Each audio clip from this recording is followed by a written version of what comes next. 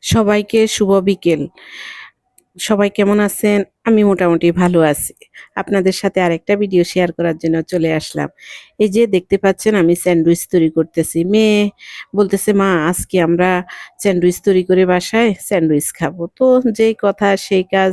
আমি তাড়াতাড়ি টমেটো, শসা সাথে আছে পেঁয়াজ কেটে একটা ডিম সেটা একটু হালকা কুসুমটা কাঁচা রেখে তারপর করেছি, টোস্ট করেছি। সেটা আপনাদের সাথে শেয়ার করি নাই। এমনি আমি তৈরি করতে সস দিয়ে দিলাম, টমেটো সস দিয়ে সেটা আপনাদের সাথে শেয়ার করলাম। এই যে ডিমটা দেখেন একদম সুন্দর হয়েছে। একটু লবণ আর গোলমরিচের গুঁড়া দিয়ে দিলাম সাথে। এখন আরেকটা স্লাইসে পাউরুটি স্লাইসে একটু টমেটো সস লাগিয়ে তারপরে এটা উপরে দিয়ে দিব। কেটে আপনাদের সাথে শেয়ার করব। এই যে দিয়ে দিলাম। কেমন হয়েছে আপনারা প্লিজ লাইক কমেন্টস করবেন, সাথে থাকবেন।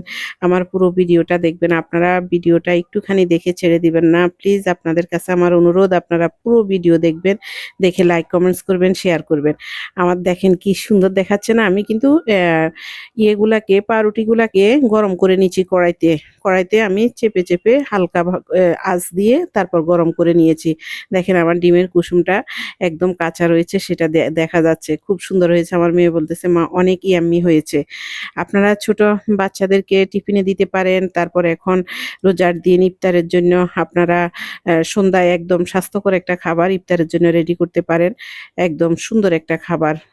এটা আপনারা সবাই খেতে পারেন। সবাই লাইক কমেন্টস করবেন, সাথে থাকবেন। আজকে এই পর্যন্ত বিদায় নিলাম। আল্লাহ হাফেজ।